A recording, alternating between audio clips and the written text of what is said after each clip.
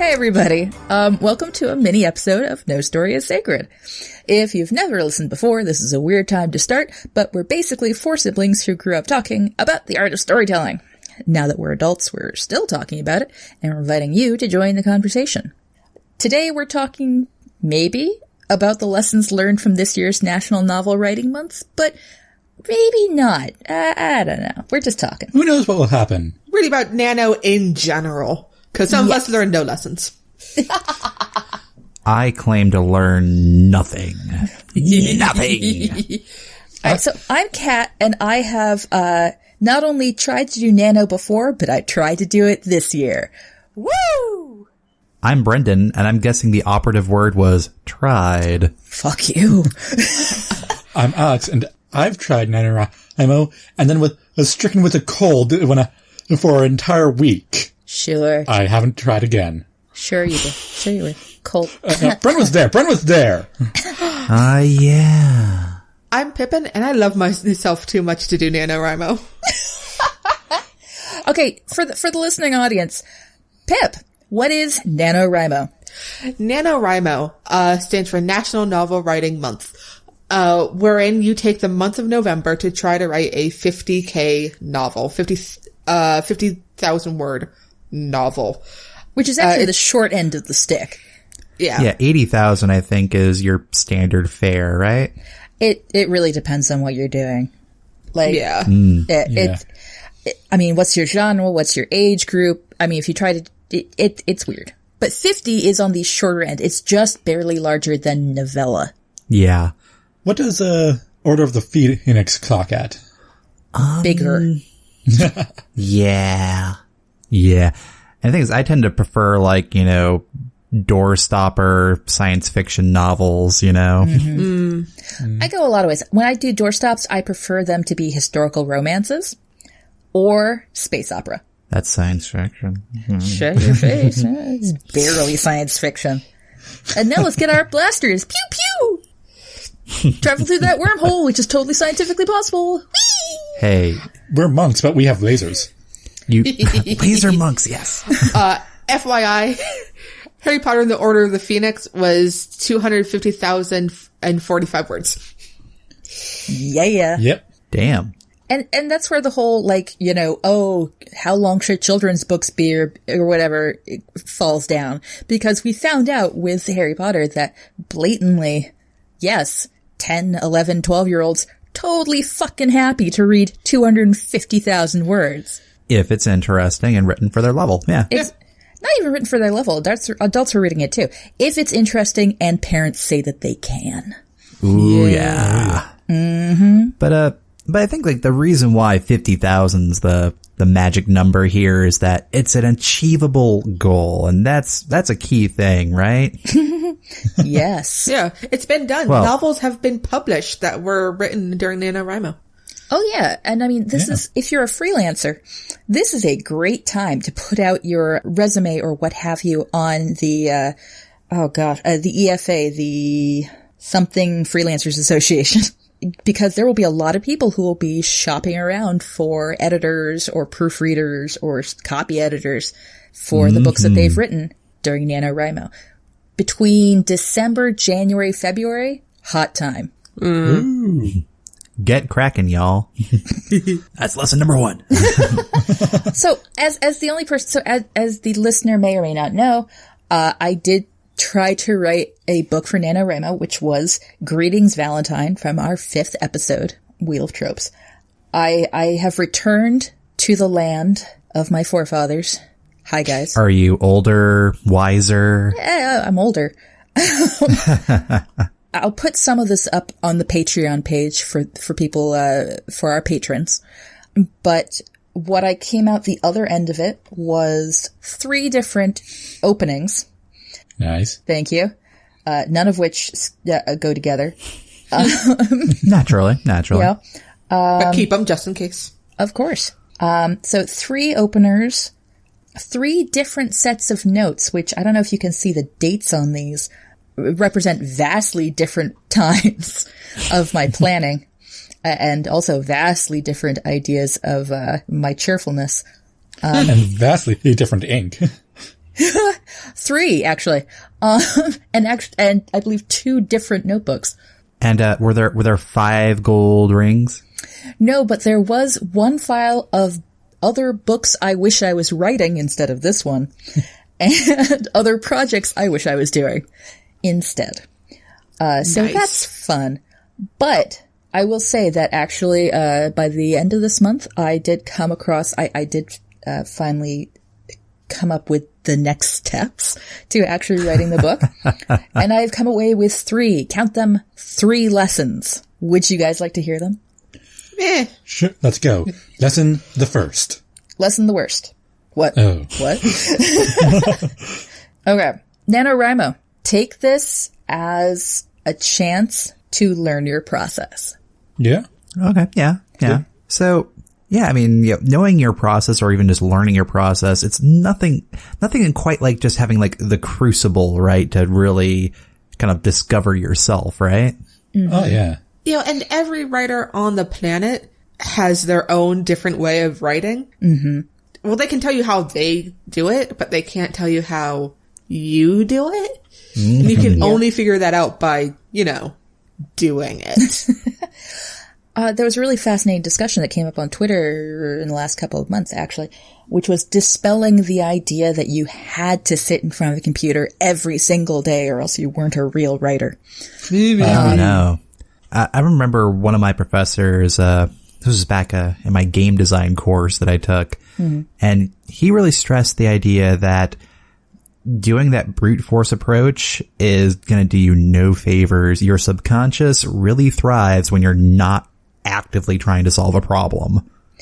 Well, I mean, and Cameron Hurley, who is a writer of some renown, apparently saves up all their writing for like the weekend and then does 8 hours straight. Yeah. Damn. Yeah, but it works for them. I found out that, yes, I can do workday writing. I spend an hour every day doing like 1,000 words. But on the other hand, when I get really, really excited, I can spend hours at it and not feel it. Yeah. The idea is just don't feel like a shithead if you can't find the time or you don't feel comfortable with the time of doing it every single day. Yeah. I tried doing that for a little while, like trying to do at least, minimum 1 page, target 1,000 words for a little while outside of NaNoWriMo. Mm-hmm. But I just kind of found that I ended up just meandering rather than actually making good progress toward like a cohesive story, Yeah. Though there are those who that kind of structure works for them. Oh, yes. Yeah. Yeah. Yeah. Some people can, sit down and write every single day. Some people can, start a story without having a clear idea of where it's going to go and end up with a novel somehow. Somehow. Magic. Possibly. I can do the everyday thing provided I have an outline ahead of time, an outline that works, which is How detailed are your outlines when you have a outline that works? It's funny you should ask that. Aha. Does that go into lesson the second?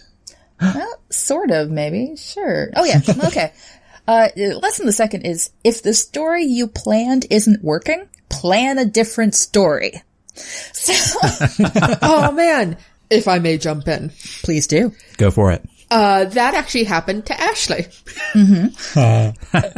Who was trying to do, and is doing, NaNoWriMo this month. Ashley, our transcriptionist. Ashley, our transcriptionist.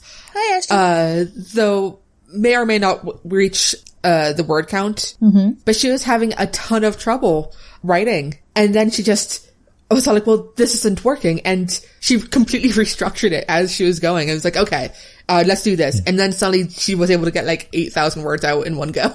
Boom. And she's like, oh, I fixed it. Yeah, I mean, that's the thing. If you get too bogged down in what you think, you've planned out beautifully ahead of time, well, the too bad. No plan survives enemy engagement. And your book is the enemy. That's totally the lesson here. Like, obviously. What I do ahead of the actual writing process, theoretically, says the girl with 3 different starts, is I tend to write a bunch of essays to myself, not structured ones like Pip's capable of, but like little, like whatever, where I basically talk to myself and I'm like, what the fuck am I doing? Maybe I'm doing this. Yeah, this is shitty. What a dumb idea. See, usually whenever I write notes to myself, I sign it past Brendan, and usually it's when I do something douchey. It's like, good luck with the workload, asshole. From there, I either make the foolhardy mistake of trying to start writing, which I did. It didn't work. I'm like, that voice doesn't work. That character doesn't work. Fuck. Then I write another essay talking about my issues. And finally, at the end, I do this weird thing where, some time ago, I took some favorite books of mine and I boiled them down to their very, very basic plot elements. And from there, I sort of made up a plan for myself for how to do books that I like. Does it boil down to people who are stupid and then kiss each other? Shut up. Just because you saw that outline. Well, I believe you said this to me ages ago. Feelings are stupid. Kissing is awesome. I did not say that. That is from a dinosaur comic. You know what? It's still true. Still true. No. So I use a bunch of, what's it called? Composition notebooks.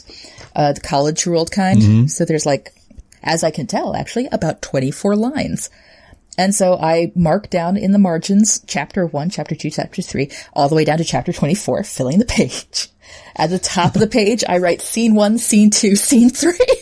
And I split it into 3 columns. And then I arbitrarily mark across the page. I do some cross lines. So over here, for instance, I have a line after chapter 3 and then a line after chapter 15. And that marks Act 1, Act 2, and Act 3. And then I just sit there and fill in with pencil what seems like a good idea. I've done similar things when I've tried writing a screenplay or two in the past, where I have a big cork board and I divide it into thirds for, can you guess it? Act 1, Act 2, Act 3, Act 4, and then I have index cards. Well, Act 4 is just massive.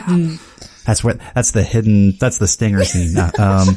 But no, and then kind of going through and, filling in index cards. It was a bit of advice from some screenwriting book. I think maybe Save the Cat or something like that. So while strictly adhering to a 3-act structure while you're writing might be, bad, like, they were like so precise. They were like, oh, stick to the page count here. You want to be at Act 2 by this page.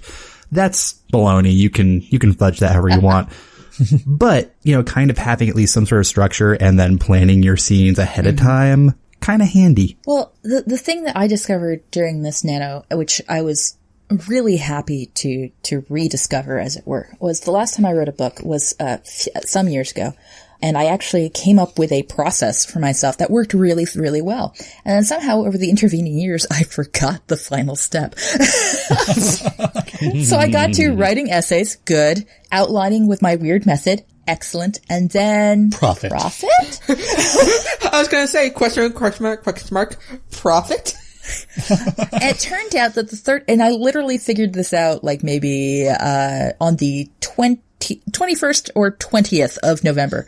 Go team! That the missing step that I had forgotten was that then I actually open up individual files for each chapter and just put the notes of whatever's in my stupid outlining plan at the top to remind myself, because I get freaked out by seeing a gigantic empty file.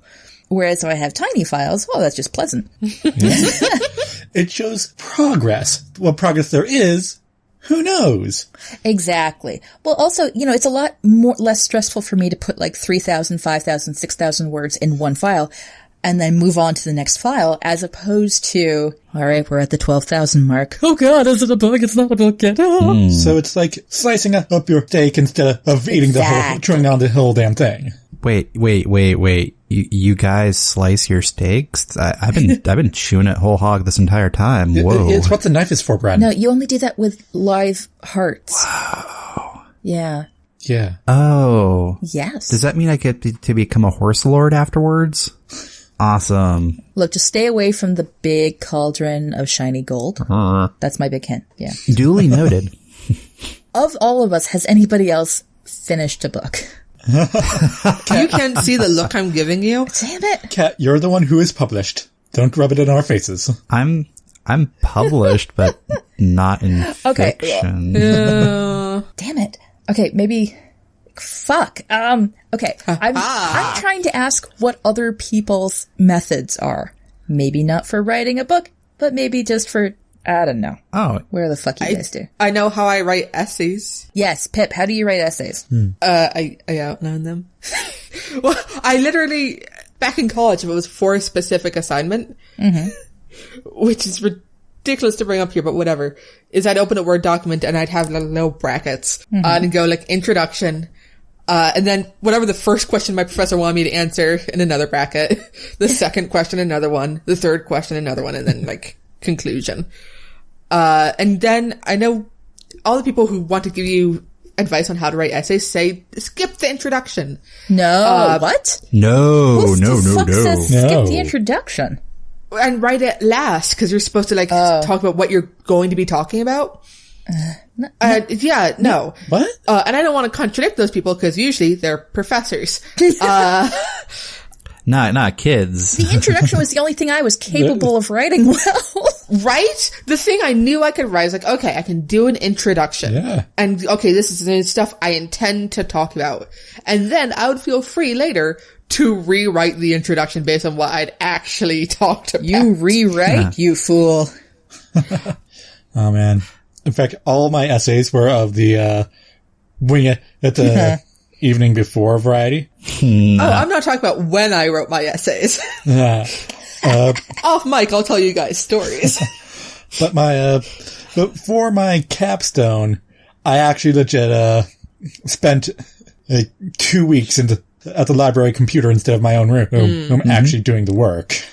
And actually, I kind of learned more about essay writing in that final 2 weeks than I did in my entire academic career. You learned a lot about yourself. And you learned your process. Learn the process. It was a mini NaNoWriMo for you and essays. Oh. But that's part of it. When you have, well, in your case, a real deadline, or in NaNoWriMo, an artificial, it makes you get down to brass tacks. That's part of the point of it, I think.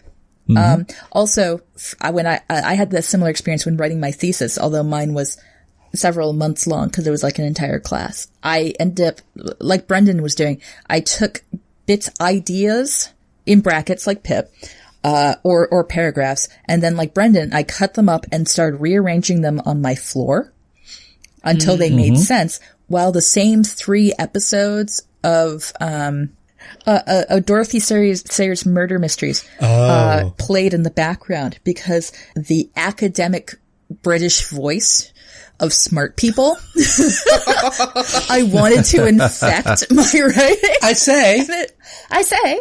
And it worked. Oh, that's another important part of my essay writing process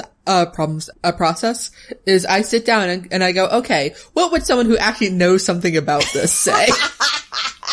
Let's see. Fiction. I'm just remembering an anecdote from before I started my current job. In the interim of time between interviewing and then finally getting like confirmation word, which was like about a month or so, over the course of being kind of stressed out about it, managed to crank out a 90-page screenplay out of the process. Nice. Because I'm like, I got to distract myself and let's go. I think I was there for that. It was weird. Basically, I wanted to do an adaptation of The Apocalypse Door, if you remember that. You know, so just like, how can I do an adaptation? I've never done that before. Let's give it a whirl. Let's put all my energy in this thing and not that other thing I can't do anything about. Precisely. It was a great distraction. I imagine so. And actually a lot of fun. And I keep on meaning to go back to it now that I've kind of let it sit there for a few years. I know that feel. And then you open it up. And then you open it up and you go, what was I thinking? And then you can fix it. And then you turn a page and you go, oh, hey, that works. Oh, no, because the trick with adaptation is just, condensing, was it like an 80,000 word story into a 90-page screenplay? Not just condensing, but switching the medium, which is a different kettle of fish. Yeah. That's why I don't actually mind when movies deviate from books. Mm-hmm. When they're adaptations, because, people get mad. It's like, oh no, they changed this thing. And I just sit there going like, it's a different medium and different way of telling stories. Let it go. Yeah. Well, like Douglas Adams had for every single different media that Hitchhiker's Guide was presented in, there was a different way of presenting the story. Yeah. Yeah. It's an opportunity to tell a new story that's familiar, but, I have opinions. That being said, I am mad about one change to the Lord of the Rings, but never mind. Say it. Yo, Tom Bombadil fan. Yeah. No. Fuck no. Faramir should never have even been kind of tempted by the ring. Whatever. Nice. So we can move on. I have one last lesson. It's the third one. Oh, lesson the third that I learned from this NaNoWriMo, which is start as many times as you have to. Oh, yeah. There is no rule that says that the thing you start writing is the thing you have to finish writing. Yeah. But thou must. Thou must. How about thou? Nah. Fair enough. Thou giveth the college try. Well, also, it goes back to the, if the story you planned isn't working, plan a different story. Well, that's you giving it a shot. It's like, yeah, nope, this is not working for me. Yeah. Well, I think as long as you find a story that you find fun to write, the words will just at least come easier. Yeah. There's no one's going to tell you that you should finish that Milli Vanilli and with the Wizard of Oz story. You don't need to. I'm telling you. I'm telling you, you have to. What's a Milli Vanilli song? Shit, I was gonna come up with a joke. I can just see them dancing in my head. I can't actually come up with any music. Yeah. Dancing down the yellow brick road. But no, you can reset it and have vanilla ice. It's all up to you. Hey, the wizard. I'm cool. But here's the thing. I can see that sometimes you do have to write a story. Particularly if you're the very lucky sorts of people who are being paid to do such a thing. What? Like tie-in novels and junk like that. Yeah, I remember seeing some people making fun of movie novelization novels, oh, these novels are crap. It's like, well, that was people getting a paycheck. Come on. Hell yeah. But, so sometimes you are constrained. However, again, there's a lot of options you can still do. Is it first person? Is it third person? Is it second person if you're feeling wacky? Ooh. Oh, I know. A second person is actually a lot of fun. The novel I'm currently reading, I'm reading the second novel in the Broken Earth trilogy, and a lot of it's told in second person, and it's interesting. I actually super love second person, but I've had people, my co-author and I wrote our lovely one and only published book in first person, and we got a letter saying that from somebody saying, why did you write it in first person? I'm very disappointed. To which my co-author and I were just like, all right. I'm sorry you were disappointed. Check in on the next book and maybe you'll change your mind. We wrote it deliberately to upset you. Yeah, I'm sorry. Note to self, I've learned my lesson. Never again. Oh, wait, no. I love first person. Fuck you. But, it's always good to be polite, etc. and so forth. But the idea is that if you're stuck with the story that you've been that you've been given, you still have a lot of leeway and mess around with it. Yeah. Like all those Star Wars tie-in novels. Yeah. We all be so lucky. Oh, yeah. That sweet, sweet Star Wars money. Okay. So, any other little tidbits of wisdom learned this month, Kat? Oh, hell no. I'm not wise. I set out to come up with 3 things I've learned, and by God, 3 things I have shared. Learned is a strong word. Ingrained into your body. Wait, no. Wait, what? No, that's worse. Phrasing. All right. Anyway, based on what we've talked about today, guys, or rather, hello, Pip. What? Hi. Whoa. Hey, Pip. What? How's my best frenemy coming? So, 1, fuck you. 2, it's not. Don't you owe me? But 3, one of my friends texted me and went, actually, you know where you should send your hero? Theater camp. Like, she specifically mentioned Stage Door, which sounds fucking intense. Okay. It's had like famous actors go through it. And apparently they go back to teach sometimes. And it's several weeks long. They put on plays. It's in New York. Oh my God. This is perfect. Yeah. And she texted me about this and I was all like, suddenly there's another person invested in this story. This may or may not have been my secret plan when you talked about your story on the podcast. I see how it is. You know, I think one of the other relevant questions is who's going to do a story to share next? I mean, because we've had Kat, we've had Pip. Who's next? Aha. Listen, I'm not going to make you boys choose now. But keep in mind, I am gunning for you. Oh, man. All right, we'll settle this as men. By hiding? Yes. Yeah, that's how men do things. Yeah, I thought y'all knew this. Oh, damn. Anyway, folks, let's I think we've talked enough for a mini-sode. Oh yeah, definitely. Sure. So that was an episode. That sounds well, we've made that mistake. Never again. How do we all feel? I feel great, because I didn't write anything. Wow.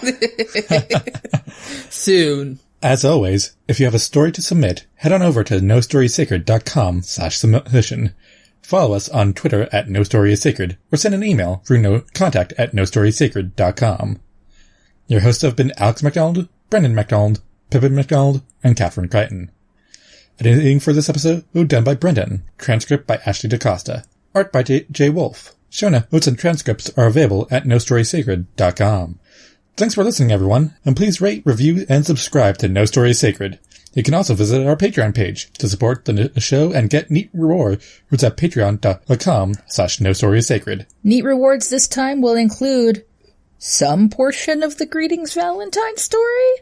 Maybe? And there's notes on there now, too. There is notes if you want to be a special patron.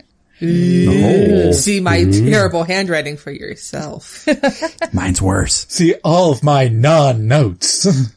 Every 0 pages of them.